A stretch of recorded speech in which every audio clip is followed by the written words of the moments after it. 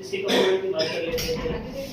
तो एसपीएलसी को सबको पता है, आपको बताने की जरूरत नहीं है, नथिंग बट सेपरेशन टेक्निक है जिससे मिक्सचर को सेपरेट करते हैं और डिटेक्ट करने के डिफरेंट टाइप का डिटेक्टर यूज करते हैं, आरआईडी, यूवी, एमएस। तो इसमें पीडीए लगा हुआ है, एक्स्ट्रा भी वो डिटेक्टर है, सर यूज कर देते हैं। तो अब पीडीए एसपीएलसी पीडीए की बात करेंगे। तो ये जो सिस्टम है कॉम्पैक्ट है, पहले मॉड्यूलर आता था, जैसे अलग मॉड्यूल पंप का मॉड्यूल, डिटेक्टर का मॉड्यूल, हीरा को सेंसर का मॉड्यूल, कॉलम ओवन का मॉड्यूल, वो सारा पहले अलग अलग। और अभी इस मॉड्यूल कॉम्पैक्ट सिस्टम दिया हुआ है, तो इसमें आपका यहाँ से शुरू होता है। थोड़ा सर्कल और बड़ा कर लोगे ना, ऐसा वाइडर करिए, थोड़ा और पीछे जाइए, ऐसा सबको दिखेगा। इधर वाले भी और इधर वाले भी आप ऐसे और थोड़ा आइए, पीछे आइए, पीछे आइए, ये जो अटैचमेंट है इधर आएगा ना तो सब बन जाएंगे। और सर्कल बड़ा करेंगे, सामने सर्कल जितना रहेगा उतना लोगो दिखेगा सामने। वो एसपीएलसी कॉन्सेप्ट में भी ऐसे ही है। तो ये हमारा पंप है नीचे, इसमें क्वार्टरनी पंप लगा हुआ है। पंप दो टाइप होता है, बाइनरी और क्वार्टरनी। बाइनरी पंप हमको हाई प्रेशर के लिए यूज करते हैं, quaternary pump low pressure gradient use करते हैं। तो जनरली ग्रेडियंट को यूज होता है, डिपेंड जो एप्लीकेशन होता है डिफरेंट उसमें ग्रेडियंट यूज करते हैं। जनरली आइसोक्रेटिक और आइसोक्रेटिक ग्रेडियंट क्लियर है। आइसोक्रेटिक में एक कॉइल फेज सेम रेशियो में चलता है, या प्री मिक्स करके लगाते तो भी वो सेम रेशियो में चलता रहेगा। बट यदि हमको टाइम के साथ में ऑयल फेज का रेशियो चेंज करना है, समझो ऑर्गेनिक इनऑर्गेनिक हमने दो डाला हुआ है, एक में कॉपर डाला हुआ है, एक में ऑर्गेनिक सॉल्वेंट डाला हुआ है, उसको चेंज करना है। 5 मिनट पे हमको अलग रेशियो रखना है, फिर 10 मिनट पे अलग रखना है, 7 मिनट पे अलग रखना है। तो उसके लिए हमको ग्रेडियंट प्रोग्रामिंग करनी पड़ती है सिस्टम में, और वो डिफरेंट ग्रेडियंट से चलता है और हमारा जो रिजल्ट होता है उसके अकॉर्डिंग आता है। तो ये जो सिस्टम है इसमें लगा हुआ है, ये क्वार्टरनी है। क्वार्टरनी मींस 4 लाइनों को एक साथ यूज कर सकते हो आप। बाइनरी में ऐसा नहीं होता है, बाइनरी में आप 2 लाइन को एट अ टाइम यूज कर सकते हो। ठीक है, ये पंप एक ही है, एक ही पंप के 2 पार्ट है। तो जो सिमर्जू की खासियत है वो ये है कि जो इसका आरएसडी होता है वो बहुत कम हो, इसका फ्लो आप 0.1 माइक्रोलीटर का फीट फ्लो दे सकते हो। तो इसके लिए 2 पंप रखा हुआ है, इसमें प्लंजर होता है पंप के अंदर, ऐसे चलता है। तो जो उसका जैसे वेव होती है ना, चल रहा है पंप चल रहा है, तो इसको मैनेज करने के लिए 2 पंप दिया हुआ है ताकि जो उसका एक्यूरेसी है फ्लो की वो बेटर हो। पल्सेटिव एंड नॉन पल्सेटिव होता है ना फ्लो। यस, तो जो वो तो एक पल्स फ्री रहता है, एक नॉन पल्स, वो सिस्टम। तो मेनली होता है उसका जो फ्लो की एक्यूरेसी है वो बढ़ाने के लिए। ये क्या पंप, तो मोबाइल फेस पंप से सीधा कनेक्ट होता है।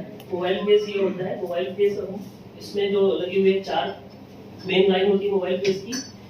अभी एक ये है, इसको सील वॉश बोलते हैं, रिंग्स बोलते हैं सील का। पंप जो मोटर पंप लगी हुई है वो जो चलती है, तो ये 2 तरह से काम करता है। एज अ लुब्रिकेंट काम करता है, और दूसरा उसमें कुछ भी वाटर जमा नहीं हो उसको वॉश करने का भी काम करता है। तो ये रिजर्वायर होता है, एक लाइन से ये जाता है उसमें, और दूसरी लाइन से फिर से इसमें वापस आ जाता है। एक होता है रिंस लाइन, इसमें जो अलग से होता है।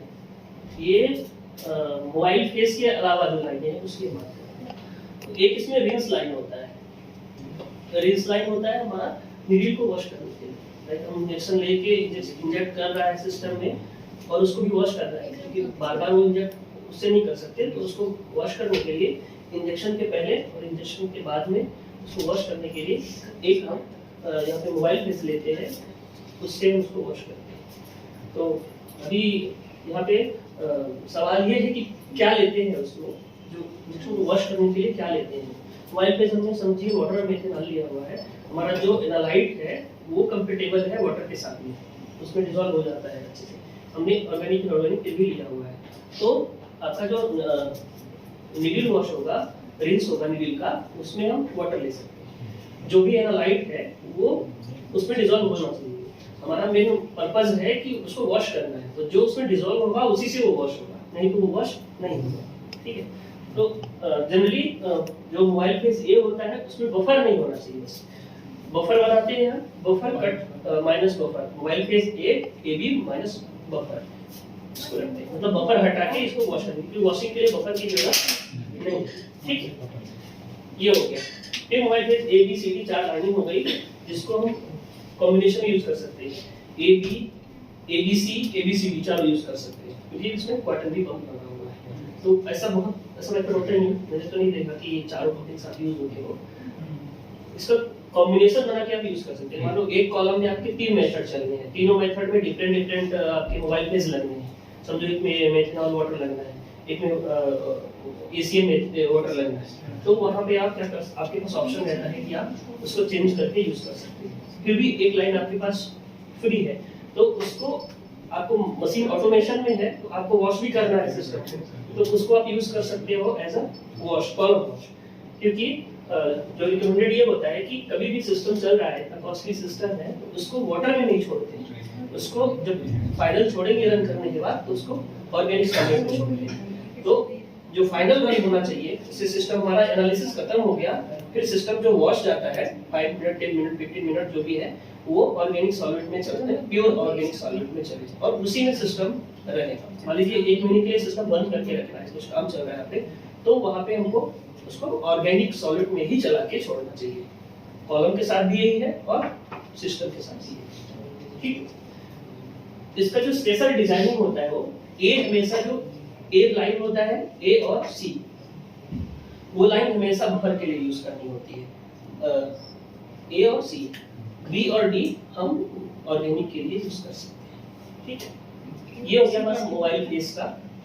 मोबाइल फेज के बाद पंप हमने बात कर लिया है। पंप के बाद में यहाँ पे ऑटो सैंपलर आता है। तो ऑटो सैंपलर में क्या होता है, चैनल ये ऑटो सैंपलर क्लीनिंग और बफर के लिए है, ये एक बटन से स्टार्ट हो जाता है।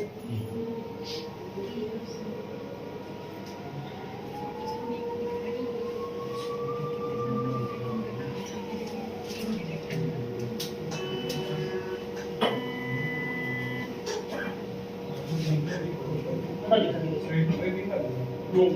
ऊपर ये लाइट जलेगा। हाँ, ये इसका एक ही बटन है, उसमें मॉडल होता था, उसमें सभी मॉडल में बटन है, जैसे इसमें है ये।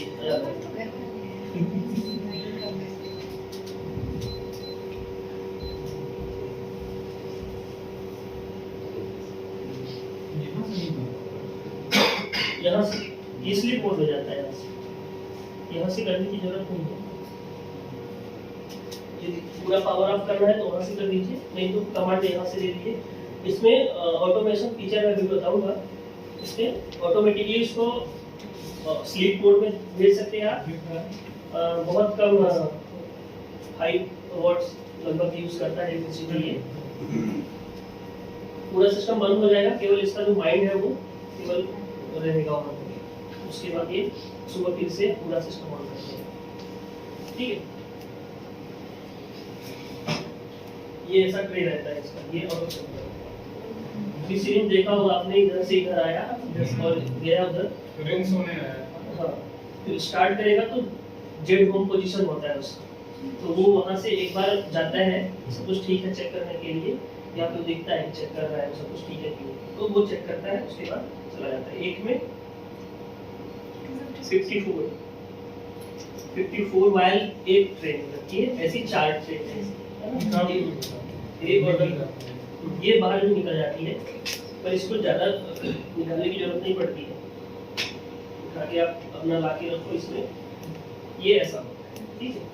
तो कभी भी इसे उल्टा के नहीं रखना है, सीधा ही रखना है, जब भी रखना है सीधा रखना है, बस एक सामने आना चाहिए।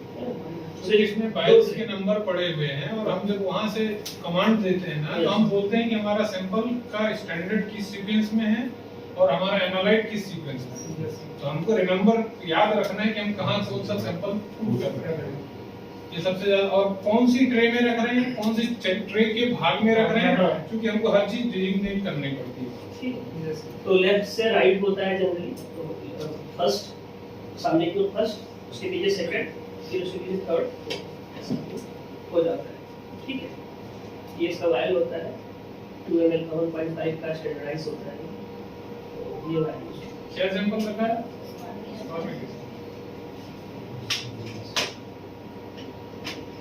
इसका भी कोडिंग होता है। माना आपने दोनों आपने निकाल लिया बाहर और आप डाल रहे हो अंदर, तो इसका ये रैक का कोडिंग होता है। यदि आपने उल्टा लगाया तो वो लेगा नहीं, एक्सेप्ट नहीं करेगा।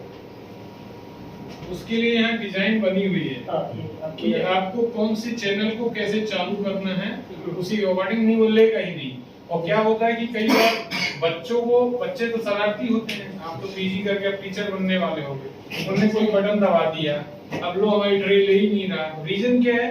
उसके जो चारों चैनल है उनमें से एक को प्रेस कर दिया, तो उसमें कोडिंग दी हुई है। बच्चा को वो ज्यादा ये जानकारी नहीं कि उसकी कोडिंग कैसे सेट करना है। तो हमको ट्रे डालते समय ये कोडिंग चेक कर लेनी है कि क्या प्रॉब्लम है। उसको यदि हम सेट कर देंगे उसके अकॉर्डिंग का बना लेंगे। तो ये है ऑटो सैंपलर पार्ट। पहले कैसा मैनुअल इंजेक्टर यूज होता है, अभी भी यूज होता है, क्योंकि सर का है कि सर ने ले लिया इसको। और जनरली बहुत मैनुअल वाला मैंने अभी मेरा रखा हुआ अलग कर दिया है। मैं सोच रहा हूँ सर को एमएस दे दे हम लोग। पागल कर नहीं, ये जो हमने लिया है they have a facilities to, मतलब इसके साथ वो कनेक्ट हो जाएगा, इसीलिए अपग्रेडेड मॉडल है। और सेंट्रल इंडिया में ल्यूपिन कंपनी के पास है ये मशीन, बल्कि हमारे पास है। ल्यूपिन है, सिप्ला है, मतलब जो फार्मास्यूटिकल्स है। कॉलेजेस में तो मैंने नहीं देखे, बहुत कम है, एक आध दो है अभी। ये तो यहाँ देखा मैं तो फिलहाल इतना ट्रेनिंग दिया हूँ, तो मैनुअल में एग्जाम दिया हूँ। तो ये ऑटो सैंपलर का जो पर्पस ये था कि मैनुअल इंजेक्टर यूज करते हैं तो उसमें 20 माइक्रोलीटर का लूप होता है। तो आप लूप को चेंज करेंगे तभी आप इंजेक्ट कर सकते हैं, और लूप चेंज करना बार बार पॉसिबल नहीं होता। तो इस आप हर बार 20 माइक्रोलीटर ही इंजेक्ट कर सकते हैं, उससे कम नहीं कर सकते, उससे ज्यादा नहीं कर सकते। इसलिए अभी यहाँ पे जरूरत है, समझिए कि बहुत इंटेंसिटी आ रही है किसी कंपाउंड की, और आपको उसको 10 माइक्रोलीटर इंजेक्ट करना है। 20 माइक्रोलीटर में वो अगर सैचुरेट हो जा रहा है तो फिर आप उसको कम कैसे करोगे? उसके लिए मैनुअल इंजेक्टर आपको यहाँ पे दिया, ये सॉरी ऑटो सैंपलर दिया हुआ है, ऑटोमेटिक इंजेक्शन के लिए। ठीक, अलग से डाइल्यूशन बढ़ाने की जरूरत नहीं। हाँ यस, अभी सर ने बताया जो मैं शायद वहाँ पे छोड़ दिया। इसमें ऑटोमेटिक डाइल्यूशन बना सकते हैं, लिनियरिटी बनानी है आपको।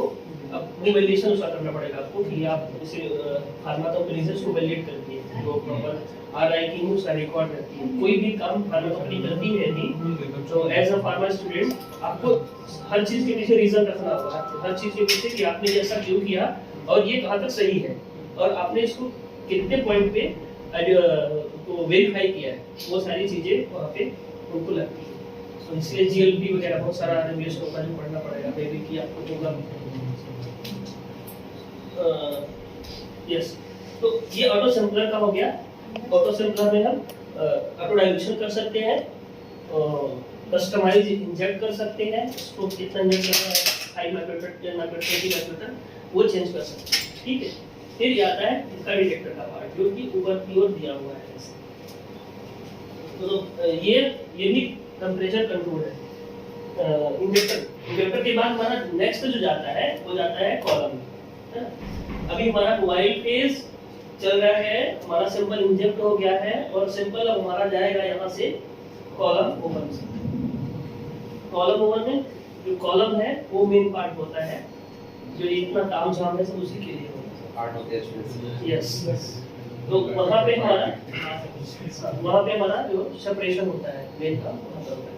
सेपरेशन के बाद फिर एक ही होना है। हाँ, मैंने जो बताया इसमें वो स्मार्ट ऑटोमेशन जो किट आता है वो अलग से आता है, वो ऑप्शनल होता है। तो ये यहाँ पे सेट हो जाएगा वो, और आपके 6 कॉलम इसमें उस किट में लग जाएंगे। ये इसके अंदर में ही रहेगा, इसको बंद कर दोगे आपको बाहर से नहीं पता चलेगा कि इसमें किट लगा हुआ है, वो इसके अंदर ही बिल्ट हो जाएगा, क्योंकि आपको सभी कॉलम को टेम्परेचर कंट्रोल करना है ना। इसलिए वो यहाँ पे जगह दिया हुआ होता है, प्लेट लगा है, वो प्लेट हट जाएगा और उस प्लेट की जगह पे वो किट लग जाएगा। 6 कोड होते हैं उसमें, और उसमें 6 कॉलम लग जाते हैं। ये डिटेक्टर्स का है ना।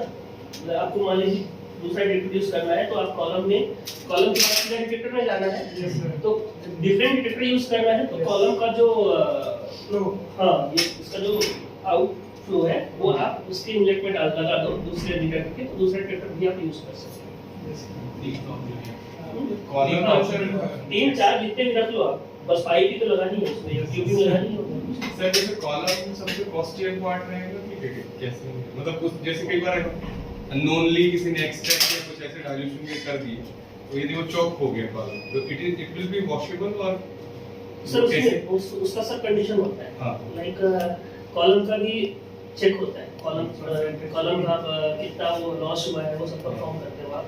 तो ये डिजिटली हमें बताएगा मशीन की क्या है? नहीं सर, मशीन आइडेंटिफाई नहीं कर पाएगी। नहीं, जब कॉलम आप लेते हो तो कॉलम के साथ में उसका सर्टिफिकेट आता है। ओके। तो उसमें ये वो बता के रखता है कि इस कॉलम की जो परफॉर्मेंस की टेस्टिंग हुई है वो उसका पूरा क्राइटेरिया और किस कंपाउंड से हुई है।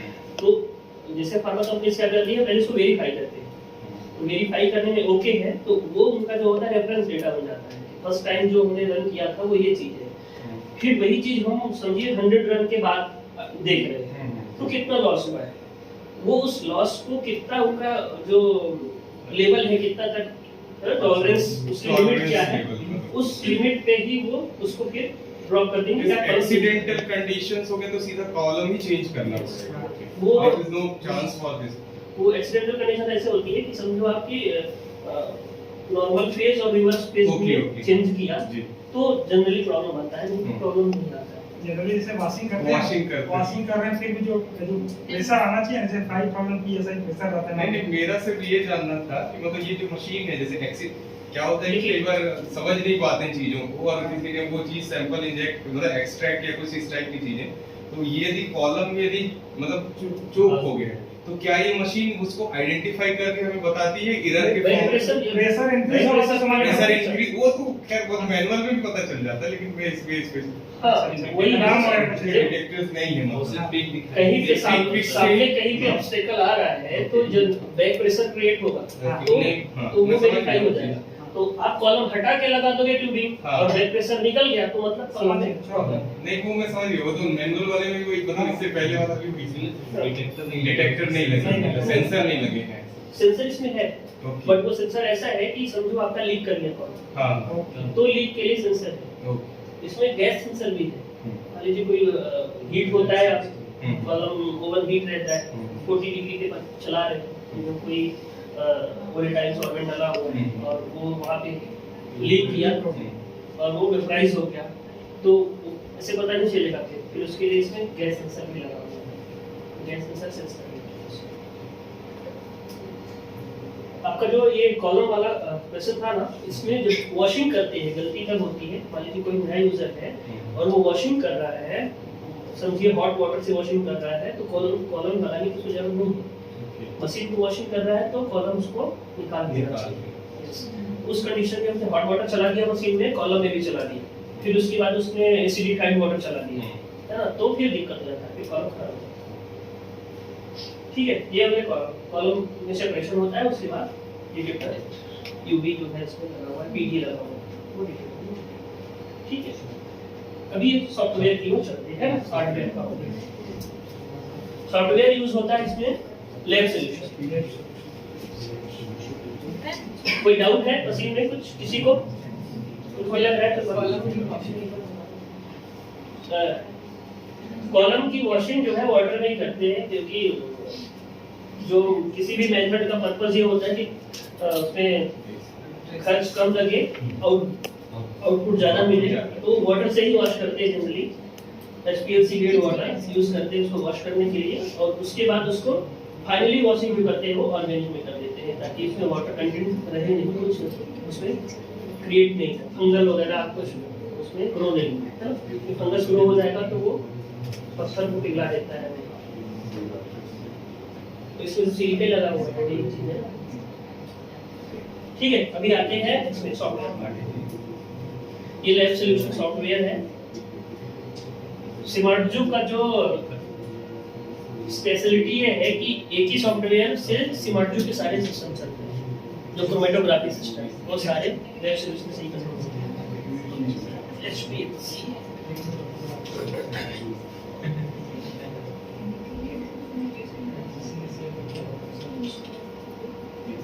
how to make stable friendly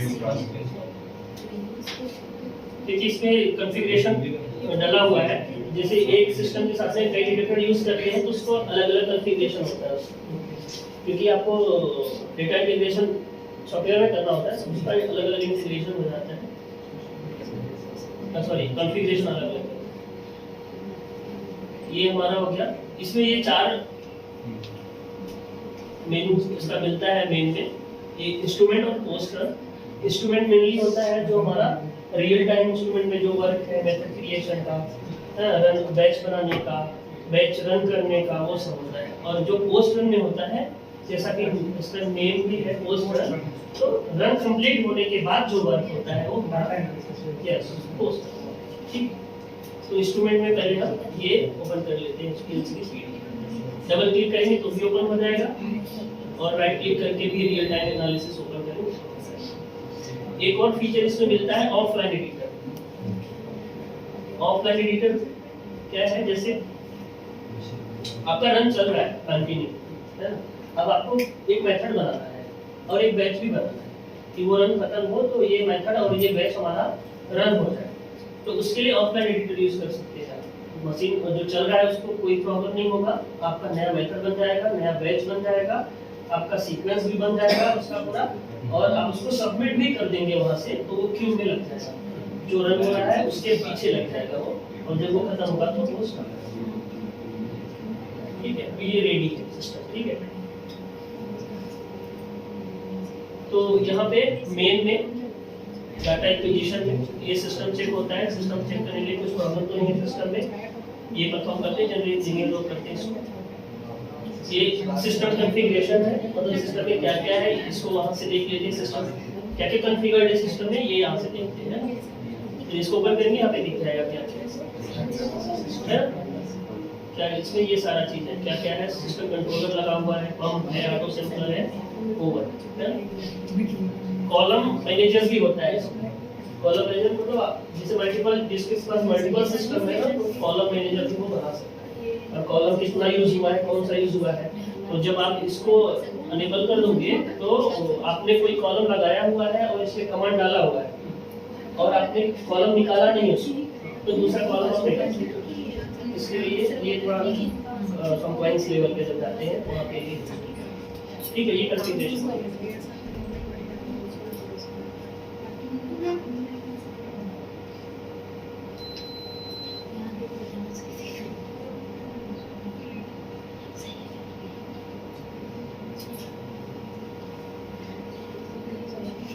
ठीक है। ये एलसी पीडीए और ये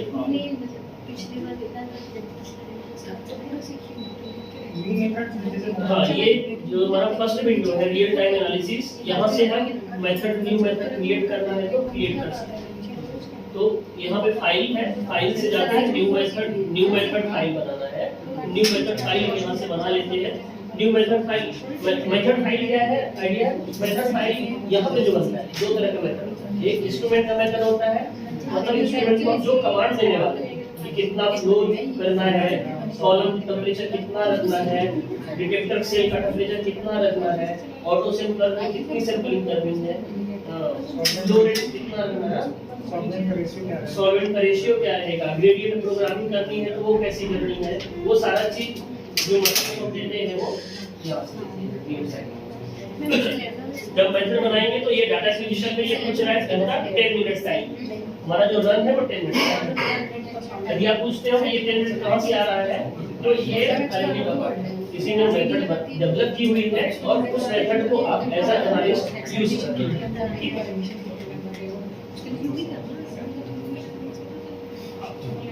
ये इसको इंड टाइम यहाँ पे आ जाएगा, यदि आपने 10 दिया तो अप्लाई टू ऑल कर देंगे।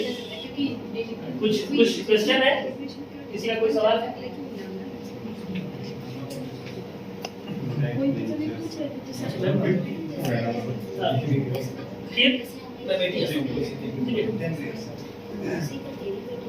ये हमारा एलसी प्रोग्रामिंग है।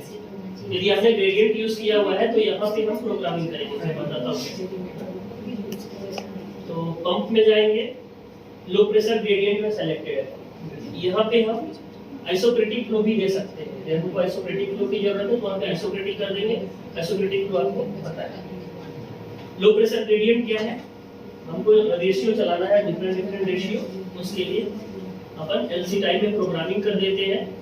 इसको प्रोग्रामिंग वही करेंगे, इसको बताएंगे एक तरह से मशीन को कि हमको 1 मिनट पे यहाँ पे 0.01 मिनट पे हमको पंप कितना चाहिए, हमको बी का फ्लो चाहिए 20%, ए का चाहिए 80%। ठीक है, तो यहाँ पे ये 0 से कितने मिनट तक चाहिए, ये हमको 2 मिनट तक चाहिए। 2 मिनट तक पंप का फ्लो हमको बी का क्या चाहिए, ए बाय डिफॉल्ट होता है, हम बी का चेंज करेंगे तो ए का उसके अकॉर्डिंग चेंज हो जाएगा, है ना। तो ये हमको 20 चाहिए। ठीक है, फिर 5 मिनट पे हमको क्या चाहिए, पंप 5 मिनट पे हमको बी का कंसंट्रेशन चाहिए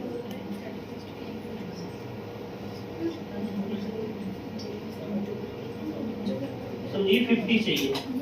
ठीक है, 7 मिनट पे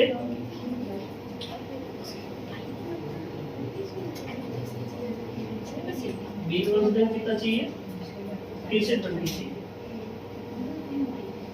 तो जब आप मेथड डेवलप करेंगे कोई, तो आप बहुत सारे ट्रायल करेंगे, आप ग्रेडियंट का भी ट्रायल करेंगे।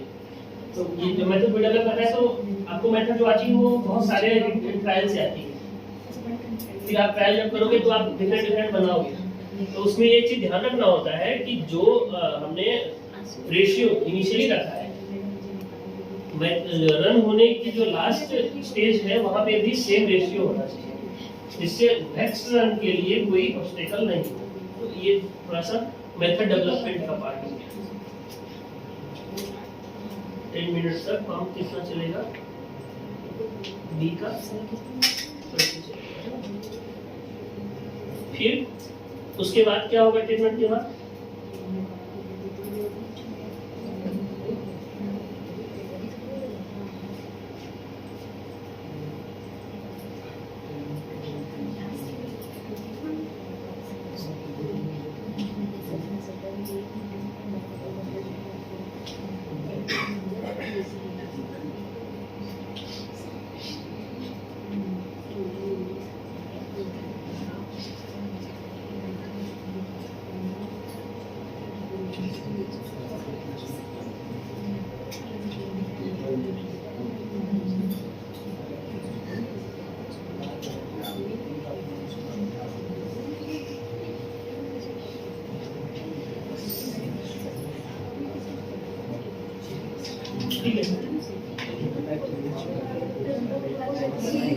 फाइनली हमको इसमें स्टॉप कर देना है। जो लास्ट रन हमारा आएगा वहाँ पे कंट्रोलर डाल के हमको स्टॉप कर देना।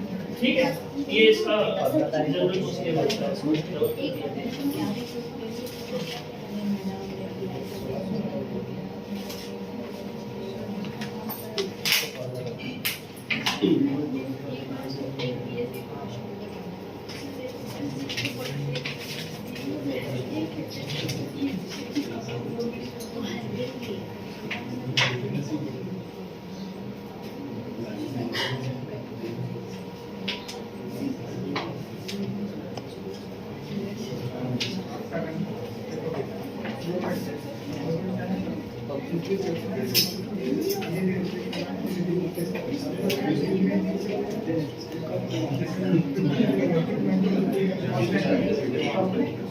ठीक है, ये समझ गया क्या?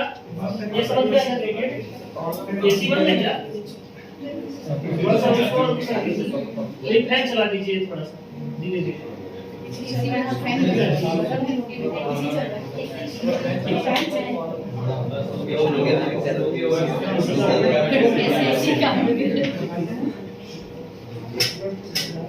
ठीक है,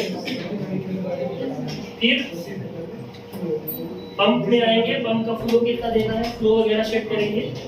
ये थोड़ा वैसा लगेगा, इसको देखने में थोड़ा लेंदी लगेगा, बोरिंग लगेगा, बट ये थोड़ा जरूरी पार्ट होता है ना।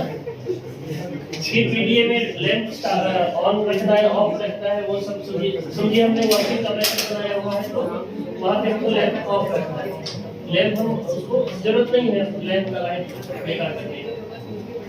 कॉलम 1 में टेम्परेचर कितना चाहिए यहाँ से सेट कर सकते हैं कॉलम 1 में जाके। ये कंट्रोलर होता है, यहाँ पे कुछ भी सेट करने की जरूरत नहीं होती। डिगेसिंग यूनिट यहाँ पे होता है, डिगेसिंग यूनिट हमको चाहिए तो इसको चेक कर देते हैं, नहीं चाहिए तो इसको हटा देते हैं। फिर ऑटो सैंपलर आता है, ऑटो सैंपलर यूज करना है तो ऑटो सैंपलर यहाँ पे सेलेक्ट करेंगे, नहीं करना है तो डिसेलेक्ट करेंगे। ये हमारा ऑटो पर्च ऑप्शन जो बता रहे थे ना कि पहले तो ओपन करके पर्चिंग करनी पड़ेगी, वॉल्व उसको ओपन करके पर्चिंग करनी। तो वॉल्व भी है इसमें, लेकिन हमको उसको ओपन करने की जरूरत नहीं है। ऑटोमेटिक पर्चिंग यहाँ से हो जाएगी। यहाँ पे हम मेथड सेट कर देंगे, हमको पर्चिंग करनी है, फिर ऑटो सैंपलर पर्च करना है, तो चारों लाइन का यहाँ पे कितना पर्च करना है वो सारा मेथड में डाल देंगे। और फिर ऑटो पर्च से यहाँ से ऑटो पर्च करेंगे तो वो पूछेगा कि मेथड अकॉर्डिंग ही करना है, तो वहाँ पे ओके कर देंगे। लाइक जैसे हमने ये सेट किया हुआ है यहाँ पे, और हमने इसमें यहाँ पे पूछ लिया, अभी ये डाउनलोड मेथड है, ये मेथड डाउनलोड किया हुआ है, चेंज किया थोड़ा हमने ना, ठीक है। ये पूछ रहा है auto perch will be performed by the method setting, do you continue? यदि हम यस करेंगे तो जो मेथड हमने डाला हुआ है उस मेथड के अकॉर्डिंग मिलेगा। अभी थोड़ा चेंज किया है इसमें, तो सेव करने के लिए बोल रहा है, सेव नहीं करेंगे तो पुराना मेथड है। ठीक है, ये ऑटो पर्च का ऑप्शन, ठीक है। अब इसमें भी कुछ और है, जैसे वार्म अप है, तो पर्चिंग कंप्लीट हो गई है। अभी वार्म अप किस लिए है? थोड़ी देर वेट करना है मशीन को इंजेक्ट करने से पहले, तो वार्म अप में हम जो वैल्यू डाल देंगे वो उस टाइम तक वेट करेगा। तो वार्म अप ऐसा है जैसे हमको कॉलम कंडीशनिंग समझ में करनी है, 15 मिनट की कॉलम कंडीशनिंग करनी है, आधे घंटे की करनी है, तो यहाँ पे कितने फ्लो पे करनी है वो डाल देंगे और वेट टाइम डाल देंगे, तब तक जो फ्लो चलेगा वो कॉलम कंडीशनिंग का चलेगा। ये भी एक एडवांस फीचर है इसका, पर इसकी जरूरत नहीं पड़ती है।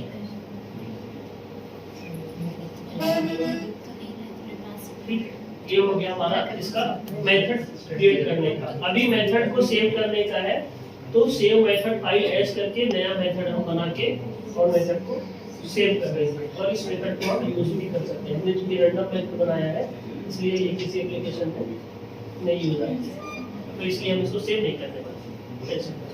ठीक है, ये हो गया मेथड। अभी हमारा मेथड बन गया, हमने सारे जो इंस्ट्रक्शन सिस्टम को देने हैं रन करने के लिए वो बन गया। अब हमारा नेक्स्ट पार्ट आता है, हमको बैच क्रिएट करना होता है। अब हमको सिंपल रन करना है, उसके लिए इंस्ट्रक्शन देने हैं सिस्टम को, तो एक पूरा बैच बनाना है उससे। ठीक है, तो फर्स्ट पार्ट क्या है? ये सिस्टम रेडी होने के बाद पर्जिंग करना है सिस्टम को, कॉलम वॉशिंग, कॉलम कंडीशनिंग वो सब करके फिर मेथड बनाना है। मेथड बनाने के बाद फिर करना है बैच बनाना है। ठीक है, मेन में जाएंगे, रियल टाइम बैच एडिटर। ठीक है, ये बैच एडिटर। बैच एडिटर से हम बनाएंगे नया बैच। हमको क्या क्या रन करना है, 10 सैंपल 20 सैंपल जितने भी सैंपल रन करना है। जैसे बहुत सारे होते हैं, आरएस बीजू होता है उसमें ना, आपके फार्मा में बहुत सारे 3-4 टाइप के सैंपल होते हैं। अस्सी लगाना है, बीजू लगाना है, आरएस लगाना है, तो उसमें क्राइटेरिया होता है कि इसमें 10 लगेगा, 20 लगेगा, 15 लगेगा, आपका SST 5 लगेगा, 6 लगेगा, वो सारा उसका रहता है। तो यहाँ पे आप सारा स्केच बना के देखते हैं। अब यहाँ पे आपको बताना है इसको कि जो हमारा सैंपल है वो कहाँ रहेगा और क्या सैंपल का नाम रहेगा। तो जैसे पहला वायल नंबर पूछ रहा है, हमने फर्स्ट इसमें ट्रे नंबर पूछ रहा है, ट्रे नंबर 1। ठीक है, तो ट्रे नंबर 1 में पहला वायल का ये सैंपल उठाने वाला है, तो इसमें हमने कुछ नहीं डाला है, बल्कि इसमें हमने सॉल्वेंट रख दिया, सॉल्वेंट या फिर ब्लैंक। पहले अपन ब्लैंक ही रन करते हैं, क्योंकि देखना होता है कि बेसलाइन वगैरह ठीक है कि नहीं, वो सारा चीज चेक करने के लिए पहले ब्लैंक ही रन करते हैं, मतलब सॉल्वेंट रन करते हैं। ठीक है, सिंपल आईडी में कुछ नहीं, जो यदि आईडी है तो आईडी डालते हैं, नहीं तो सीधे वही चीज डाल देते हैं, यहाँ से कॉपी और इसमें पेस्ट कर दिया। सिंपल टाइप, कोई मेथड पहले से बना हुआ है तो फिर सिंपल टाइप मिलेगा, नहीं तो सीधे अननोन रखिए उसको, कोई प्रॉब्लम नहीं, अननोन करके ही देखिए। बाद में आपको लग रहा है कि कैलिब्रेशन उसका कर्व बनाना है तो स्टैंडर्ड डालिए, वो आपको बाद में भी ये ऑप्शन मिल जाता है। ठीक, फिर मेथड फाइल समझिए ये मेथड फाइल आपकी ओपन थी तो ये बाय डिफॉल्ट वही मेथड फाइल लेगा, जो भी हमने बनाया है वही मेथड फाइल ये बाय डिफॉल्ट ले लेगा। लेकिन हमको दूसरा मेथड चाहिए, तो हम क्या करेंगे, यहाँ से यहाँ क्लिक करेंगे उसमें, तो वो जहाँ पे पूरा हमारा मेथड फाइल सेव है वहाँ पे सीधे आपको ले जाएगा और वहाँ से आप दूसरा मेथड सेलेक्ट कर सकते हो, ठीक है। फिर डेटा फाइल, डेटा फाइल होता है आपका रन होने के बाद जो डेटा फाइल का आप नेम डालोगे उसी नेम से वो डेटा आपको दिखेगा। तो सॉल्वेंट का सॉल्वेंट ही डाल देते हैं।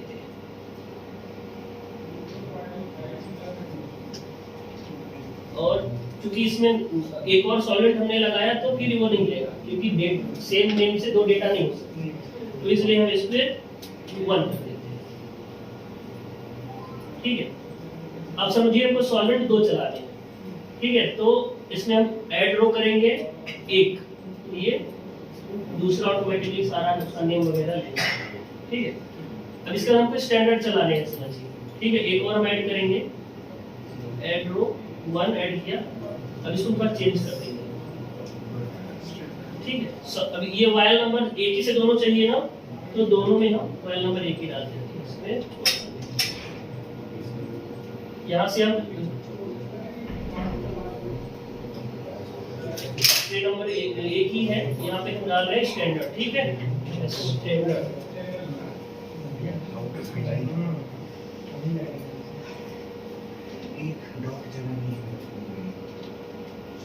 स्टैंडर्ड में भी हम 1 डाल देते हैं।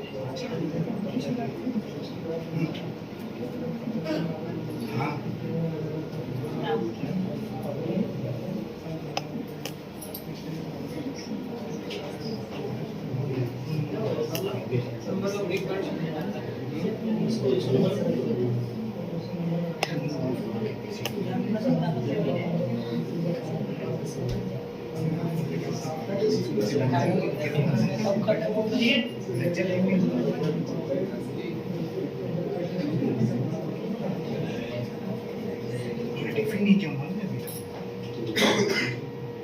फोटो की पड़ी ये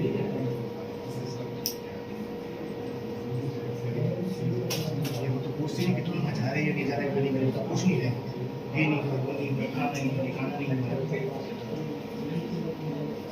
अभी तो ये भी चलते हैं।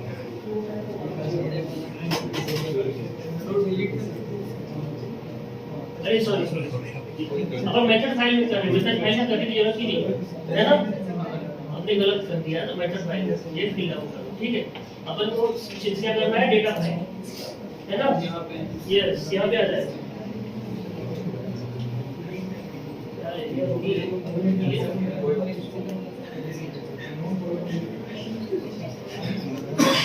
ये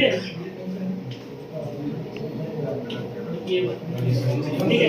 अभी हमको ये 5 चाहिए, पूरा सीक्वेंस में 5 चाहिए, तो इसमें ऐड कर देंगे 5 को, ऐड कर देंगे 4 और ऐड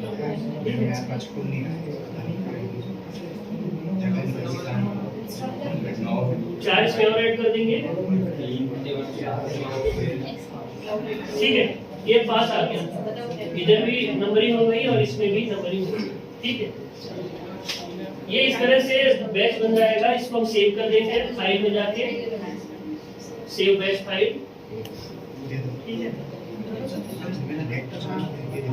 देखो आज का डेट क्या है, 16,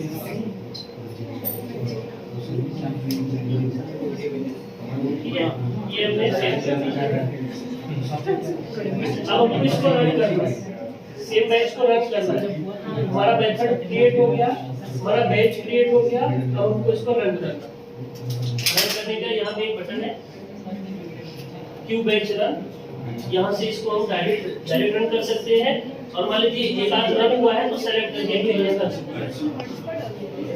मान लीजिए कोई रन एक रन हो गया है और कुछ प्रॉब्लम हो गया तो दूसरा रन करना है, तो फिर आपको फर्स्ट रन हो चुका है तो इतना रन करेंगे, पूरी रन हो जाएगा, ठीक है। अब यहाँ से रन कर देंगे तो रन करना है, इसमें क्या है,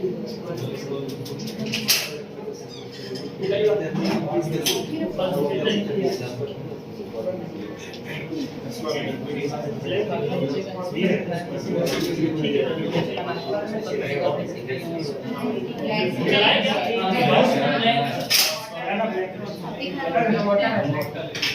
चला फर्स्ट में क्या है? ठीक है, ब्लैक में चला लीजिए। पूरा नहीं चलाना है, केवल एक चलाना है, ठीक है? एक चलाना है, एक को सेलेक्ट करके रन कर देंगे। सेलेक्टेड रो बता रहा है वही ऑल कर देंगे तो सभी को रन कर देगा। तो इसको आप कर लीजिए। ये बोल रहा है सेव करंट मेथड ये एकदम से हो जाएगा। उस मेथड को सेव कर लीजिए। नेट नहीं चल रहा है ना मोबाइल आ रहा है ना चाह रहे हैं सैंपल ये है स्टूडेंट को सैंपल ये पता चला है कि कौन से को क्या रखो हमने 10 मिनट का बनाया था। अब एक सैंपल हमारा रन करेगा 10 मिनट। एक ओवन का वेट करेगा। जितना हमने मेथड में जो जो इसको पैरामीटर दिए हुए हैं वो सारे पैरामीटर वो वेट करेगा तब तक जब तक वो आ नहीं जाएगा। सब कुछ रेडी हो जाएगा तो फिर रन स्टार्ट हो जाएगा। ठीक है, पंप वगैरह सब कुछ ऑन हो गया। आपको दिखेगा अभी कितना फ्लो चल रहा है। अभी तक कुछ डाउट है? स्विंग हो गया तो जियो टैग वाले एक बार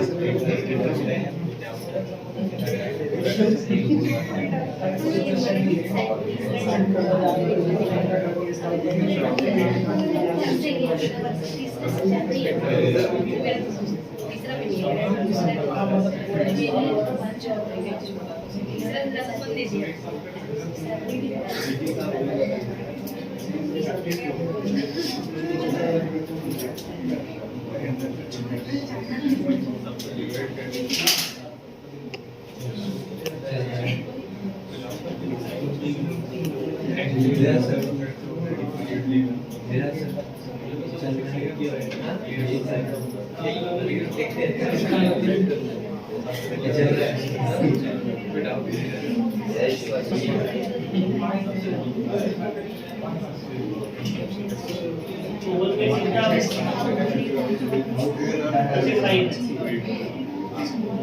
कितना